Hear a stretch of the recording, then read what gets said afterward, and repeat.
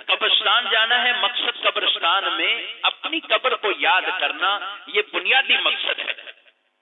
قبرستان جا کر صرف یہی نہیں، جھاڑو لگاؤ، پانی چھڑکاؤ، بتیاں ڈالو، خوشبوئیں لگاؤ، اگربتیاں لگاؤ، صرف مقصد یہ نہیں ہے قبرستان کی حاضری کے۔ بتیاں ڈالنا کوئی منع نہیں ہے، ڈالیے، سر چیزیں یہ تسبیح کرتی ہیں۔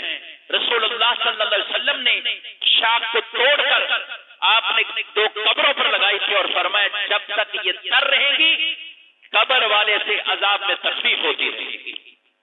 تو آپ پتیاں ڈالیں، تر شاخ لگائیں، یہ حدیثوں سے جو ثابت ہے، بالکل اس کا کوئی منع نہیں، مگر صرف یہی کر کے نہ آ جائیں کہ پتیاں بھی ڈال دیں، اگربتیاں بھی چلا دیں۔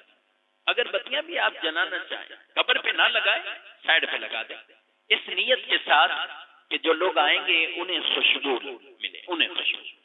اس ہماری اگربتی سے خوشبو قبر کے اندر نہیں جائے گی، یہ یاد رکھنا۔ یعنی قبر والے کو کوئی فائدہ اگربتیوں سے نہیں، قبر والے کو کوئی فائدہ موم بتیوں سے نہیں، قبر والے کو کوئی فائدہ ان ایکسٹرا چیزوں سے نہیں ہے جو روایات میں ثابت ہے، وہ ٹھیک، تر شاخ لگا دیں، تر پتیاں رکھ دیں، تسبیح سے قبر والے کو سکون ملے گا۔ لیکن علماء نے لکھا کہ ایک شاخ کی تسبیح سے قبر میں اگر سکون قبر والے کو ملے گا تو جو بندہ مومن قرآن کی تلاوت کر رہا ہو، اپنی زبان سے تسبیح پڑھ رہا ہو، اللہ پھر قبر والے کو کتنا سکون عطا فرمائے گا۔ تو ایسا نہ ہو کہ شاخیں تسبیح کر رہی ہوں اور ہم بس ادھر ادھر کر کے آ گئے۔ جب بھی قبرستان جائیں کچھ نہ کچھ پڑھ کر آئیں، اب ضرور کچھ پڑھ۔ بھائی سورہ فاتحہ سب کو آتی ہے، درود پاک سب کو آتا ہے، سورہ اخلاص آتی ہے، آپ پڑھیے۔ قبرستان جانے والے روایت میں فرمایا 11 مرتبہ قبرستان میں کوئی 11 مرتبہ سورہ اخلاص پڑھ کر قبرستان والوں کو ثواب دے دے، یا اللہ جتنے بھی مرحومین ہیں سب کو اس کا ثواب عطا فرما۔ اس نے پڑھی سورہ اخلاص 11 مرتبہ ہے، فرمایا سب لوگوں کو ثواب تو ملے گا، جتنے بھی قبر والے ہیں سب کی تعداد کے برابر اللہ پڑھنے والے کو ثواب عطا فرمائے گا۔ آپ جائیں، پڑھتے جائیں، درود پڑھتے جائیں، تسبیحات پڑھتے جائیں۔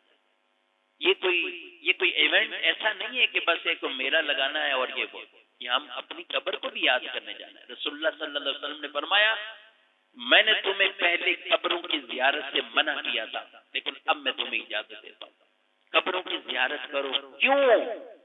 فرمائیں یہ آخرت کی یاد دلائیں گے۔